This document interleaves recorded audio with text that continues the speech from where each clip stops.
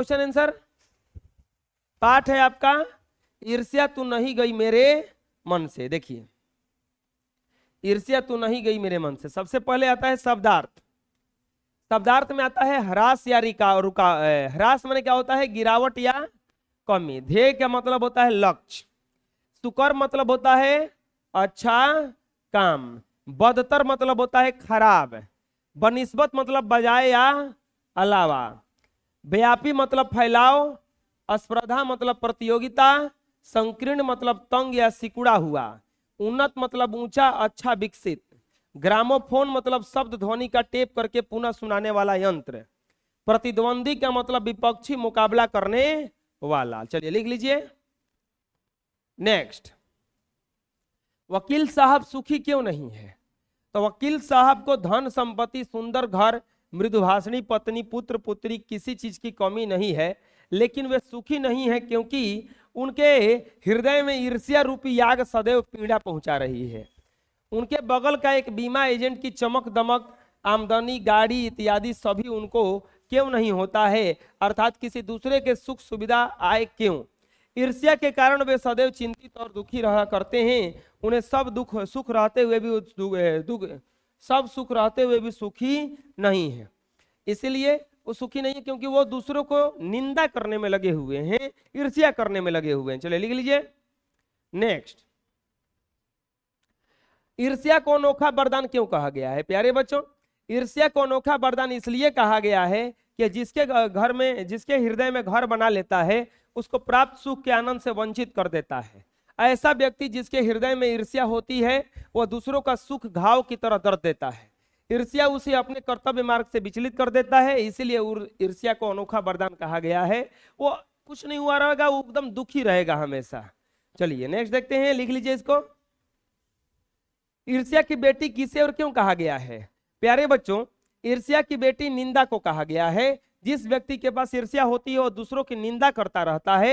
ईर्ष्यालु व्यक्ति सोचता है कि अमुक व्यक्ति यदि आम लोगों की नजर से गिर जाएगा तो उसका स्थान हमें प्राप्त हो जाएगा। इस प्रकार निंदा ईर्ष्यालु व्यक्ति का सहायक बनकर ईर्ष्या रूपी आग को और अधिक बढ़ा देती है। इसीलिए निंदा को ईर्ष्या की बेटी कहा गया है। निंदा को ईर्ष्या की क्या कहा गया है? बेटी कहा गया है। चलिए लिख लीजिए।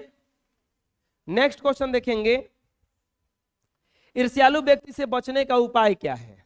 ईर्ष्यालु व्यक्ति सभ्य और सज्जन निर्दोष व्यक्ति की निंदा करते हैं। ईर्ष्यालु उसे समाज में नीचा दिखाना चाहते हैं। ऐसी अवस्था में उस सज्जन व्यक्ति को चाहिए कि वह अपनी कमजोरी को देखे और उसे दूर कर प्रभावित करे।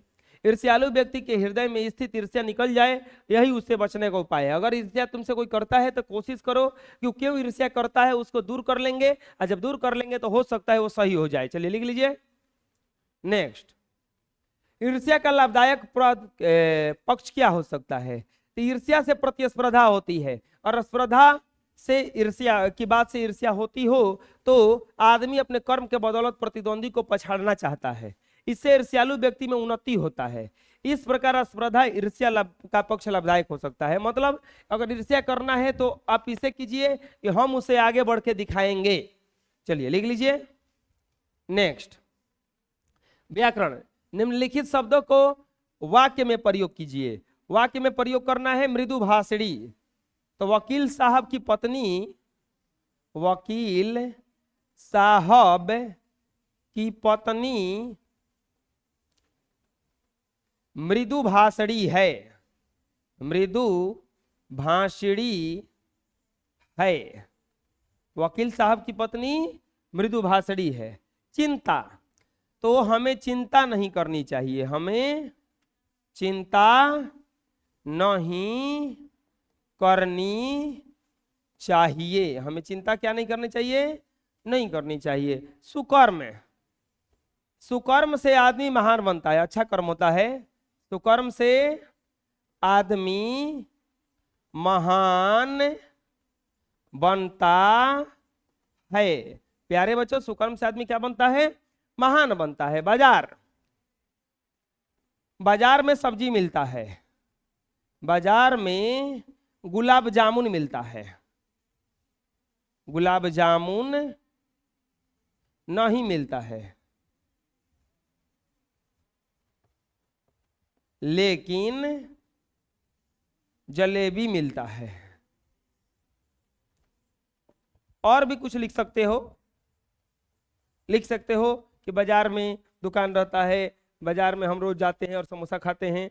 जिज्ञासा, जिज्ञासा का हो जाएगा हमें सीखने की जिज्ञासा रखनी चाहिए, सीखने की जिज्ञासा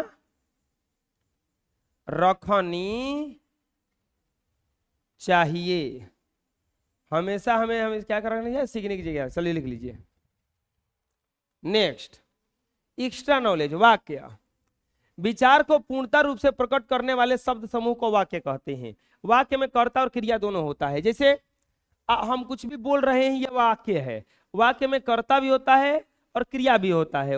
तो अपना विचार जो भी रखिएगा वाक्य में ही रखता है आदमी। चलिए लिख लीजिए। नेक्स्ट, रचना के आधार पर वाक्य 3 प्रकार के होते हैं। कौन कौन सा? सरल वाक्य, मिश्र वाक्य और संयुक्त वाक्य। सरल वाक्य, साधारण वाक्य, मिश्र वाक्य और संयुक्त वाक्य। एक दिन पढ़ा रहे थे आप लोग को सेंटेंस के बारे में, कंपाउंड सेंटेंस, सिंपल सेंटेंस, ऐसा कुछ सेंटेंस पढ़ा रहे थे इंग्लिश में।